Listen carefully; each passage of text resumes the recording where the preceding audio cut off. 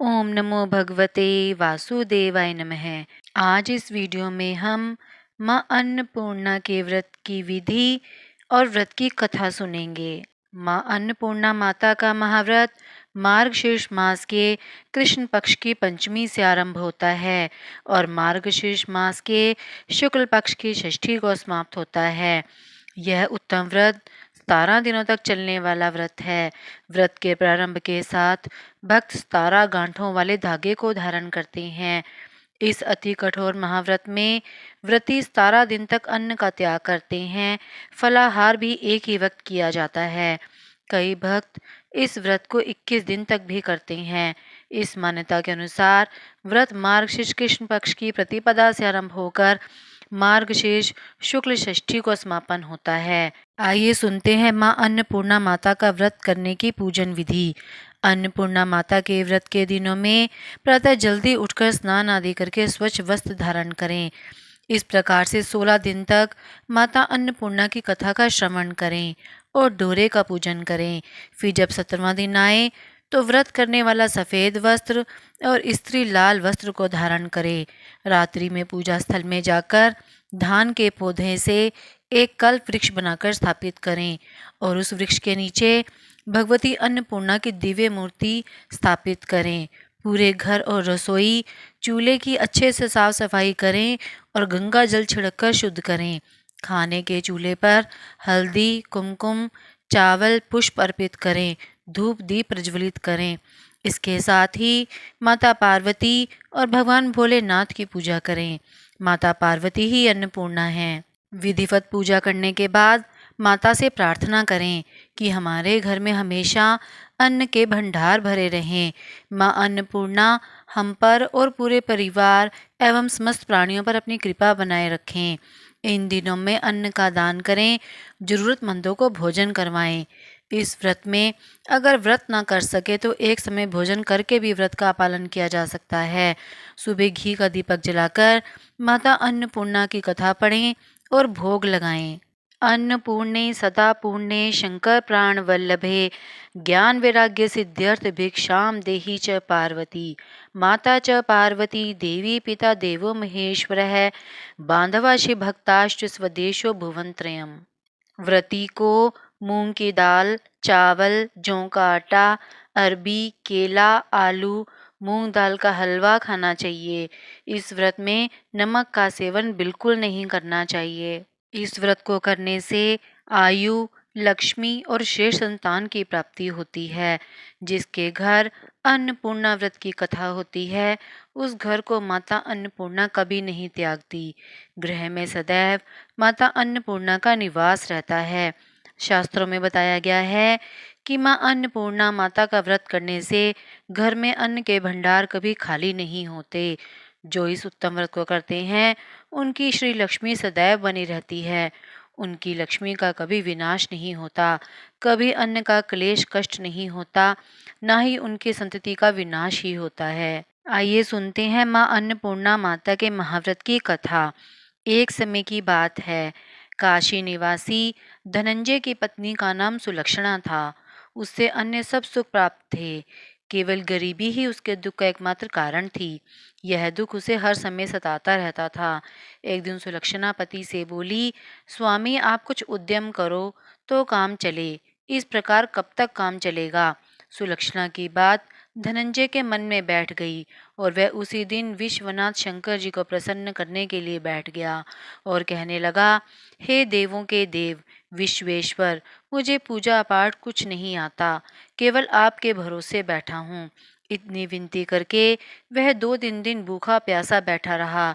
यह देखकर भगवान शंकर ने उसके कान में अन्नपूर्णा अन्नपूर्णा अन्नपूर्णा इस प्रकार 3 बार कहा। यह कौन कह गया? इसी सोच में धनंजय पड़ गया कि मंदिर से आते ब्राह्मणों को देखकर पूछने लगा, पंडित जी अन्नपूर्णा कौन है?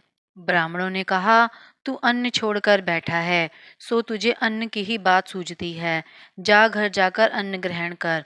धनंजय घर गया, स्त्री से सारी बात कही। वह बोली, नाथ चिंता मत करो, स्वयं शंकर जी ने यह मंत्र दिया है। वे स्वयं ही खुलासा करेंगे। आप फिर जाकर उनकी आराधना करो। धनंजय फिर जैसा का तैसा पूजा में बैठ गया। रात्रि में शंकर जी ने आज्ञा दी और कहा कि तू पूर्व दिशा में चला जा, वहाँ अन्नपूर्णा का नाम जपता जा और रास्ते में फल खाता, झरनों का पानी पीता जा। इस प्रकार कितने ही दिनों तक चलता गया। वहां उसे चांदी सी चमकती वन की शोभा देखने में आई, सुंदर सरोवर देखने में। यह उसके किनारे कितनी ही अप्सराएं झुंड बना के बैठी थी, एक कथा सुनती और सब मिलकर माँ अन्नपूर्णा इस प्रकार बार बार कहती थी। यह मार्गशीर्ष मास की उजेली रात्रि थी और आज से ही व्रत का आरंभ था। जिस शब्द की खोज करने वह निकला था, वह उसे वहां सुनने को मिला। धनंजय ने उसके पास जाकर पूछा, हे देवियों, आप यह क्या करती हो? उन सब ने कहा, हम सब माँ अन्नपूर्णा का व्रत करती हैं। धनंजय ने पूछा, व्रत पूजा करने से क्या होता है? यह किसी ने किया भी है? इसे कब किया जाए? कैसा व्रत है और कैसी विधि है? मुझे भी विस्तार से बताओ। वे कहने लगीं, इस व्रत को सब कोई कर सकते हैं। 17 दिन के लिए 17 गांठ का सूत लेना चाहिए। 17 दिन यदि ना बने तो एक दिन उपवास करें। यह भी ना बने तो केवल कथा सुनकर प्रसाद लें, निराहार रहकर कथा कहें। कथा सुनने वाला कोई ना मिले तो पीपल के पत्तों को रखकर सुपारी या घृत कुमारी वृक्ष को सामने कर दीपक को साक्षी करके सूर्य, गाय, तुलसी या महादेव को बिना कथा सुनाए मुख में दाना ना डालें। यदि भूल से कुछ पड़ जाए तो एक दिवस फिर उपवास करें। व्रत के दिन क्रोध ना करें और झूठ ना बोलें। धनंजय बोला, इस व्रत के करने से क्या होगा? वे कहने लगी, इसके करने से अंधों को नेत्र मिले, लूलों को हाथ मिले, निर्धन के घर धन आए, बांझी को संतान मिले, मूर्ख को विद्या आए। जो जिस कामना से व्रत करे माँ उसकी इच्छा पूरी करती हैं। वे कहने लगा, बहनों, मेरे पास भी धन नहीं है, विद्या नहीं है, कुछ भी तो नहीं है। मैं तो दुखिया ब्राह्मण हूँ। मुझे इस व्रत का सूत दोगी? हाँ भाई, तेरा कल्याण हो, हम तुम्हें अवश्य देंगे। ले इस व्रत का मंगल सूत ले। धनंजय ने व्रत किया। व्रत पूरा हुआ तभी सरोवर में से 21 खंड की सुवर्ण सीढ़ी हीरा मोती जड़ी हुई प्रकट हुई। धनंजय जय अन्नपूर्णा अन्नपूर्णा कहता जाता था। इस प्रकार कितनी ही सीढ़ियां उतर गया तो क्या देखता है कि करोड़ों सूर्य से प्रकाशमान अन्नपूर्णा का मंदिर है। उसके सामने सुवर्ण सिंहासन पर माता अन्नपूर्णा विराजमान है। सामने भिक्षा हेतु शंकर भगवान खड़े हैं। देवांगनाएं चंवर डुलाती हैं। धनंजय दौड़कर जगदम्बा के चरणों में गिर गया। देवी उसके मन के सारे दुख जान गई। धनंजय कहने लगा, माता, आप तो अंतर्यामिनी हो, आपको अपनी दशा क्या बताऊं? माता बोली, मेरा व्रत किया है, जा, संसार तेरा सत्कार करेगा। माता ने धनंजय की जीवा पर बीज मंत्र लिख दिया। अब तो उसके रोम रोम में विद्या प्रकट हो गई। इतने में क्या देखता है कि वह काशी विश्वनाथ के मंदिर में खड़ा है। माँ का वरदान ले धनंजय घर आया। सुलक्षणा से सब बात कही। माता जी की कृपा से उसके घर में संपत्ति उमड़ने लगी। छोटा सा घर बहुत बड़ा गिना जाने लगा। जैसे शहद के छत्ते में मक्खियां जमा होती हैं, उसी प्रकार अनेक सगे संबंधी आकर उसकी बड़ाई करने लगे। कहने लगे, इतना धन और इतना बड़ा घर, सुंदर संतान नहीं तो इस कमाई का कौन भोग करेगा? सुलक्षणा से संतान नहीं है, इसलिए तुम दूसरा विवाह करो। इच्छा ना होते हुए भी धनंजय को दूसरा विवाह करना पड़ा और सुलक्षणा को सौतन का दुख उठाना पड़ा। इस प्रकार दिन बीतते गए। फिर अगहन मास आया। नए बंधन से बंधे पति से सुलक्षणा ने कहा कि हम व्रत के प्रभाव से सुखी हुए हैं, इस कारण यह व्रत छोड़ना नहीं चाहिए। यह माता जी का प्रताप है जो हम इतने संपन्न और सुखी हैं। सुलक्षणा की बात सुनकर धनंजय उसके यहाँ आया और व्रत में बैठ गया।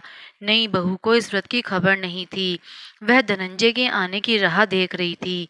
दिन बीतते गए और व्रत पूर्ण होने में 3 दिवस बाकी थे कि नई बहू को खबर पड़ी। उसके मन में ईर्ष्या की ज्वाला दहकने लगी। सुलक्षणा के घर आ पहुंची और उसने वहां भगदड़ मचा दी। वह धनंजय को अपने साथ ले गई। नए घर में धनंजय को थोड़ी देर के लिए निद्रा ने आ दबाया। इसी समय नई बहू ने उसके व्रत का सूत तोड़कर आग में फेंक दिया। अब तो माताजी का कोप जाग गया। घर में अचानक आग लग गई, सब कुछ जलकर खाक हो गया। सुलक्षणा जान गई और पति को फिर अपने घर ले आई। नई बहू रूठ कर पिता के घर जा बैठी। पति को परमेश्वर मानने वाली सुलक्षणा बोली, नाथ घबराना नहीं, माता जी की कृपा अलौकिक है। पुत्र को पुत्र हो जाता है पर माता को माता नहीं होती। अब आप श्रद्धा और भक्ति से आराधना शुरू करो, वे जरूर हमारा कल्याण करेंगी। धनंजय फिर माता के पीछे पड़ गया। फिर वही सरोवर सीढ़ी प्रकट हुई, उसमें माँ अन्नपूर्णा कहकर वह उतर गया। वहां जाकर माता जी के चरणों में बैठकर रोने लगा। माता प्रसन्न होकर बोली, यह मेरी स्वर्ण की मूर्ति ले जा, उसकी पूजा करना तो फिर सुखी हो जाएगा। जा, तुझे मेरा आशीर्वाद है। तेरी स्त्री सुलक्षणा ने श्रद्धा से मेरा व्रत किया है, उसे मैंने पुत्र दिया है। धनंजय ने आंखें खोली तो खुद को काशी विश्वनाथ के मंदिर में खड़ा पाया। वहां से फिर उसी प्रकार घर आया। इधर सुलक्षणा के दिन चढ़े और महीने के पूरा होते ही पुत्र का जन्म हुआ। गांव में आश्चर्य की लहर दौड़ गई। प्रकार उसी गांव के निसंतान सेठ के पुत्र होने पर उसने माता अन्नपूर्णा का मंदिर बनवा दिया। उसमें माताजी धूमधाम से पधारी, यज्ञ किया और धनंजय को मंदिर के आचार्य का पद दे दिया। जीविका के लिए मंदिर की दक्षिणा और रहने के लिए बड़ा सा सुंदर भवन दिया। धनंजय स्त्री पुरुष सहित वहां रहने लगा। माताजी के चढ़ावे में भरपूर आमदनी होने लगी। नई बहू के पिता के घर डाका पड़ा, सब लुट गया। वे भीख मांगकर पेट भरने लगे। सुलक्षणा ने यह सुना तो उन्हें बुला भेजा, अलग घर में रख लिया और उनके अन्न वस्त्र का प्रबंध कर दिया। धनंजय, सुलक्षणा और उसका पुत्र माताजी की कृपा से आनंद से रहने लगे।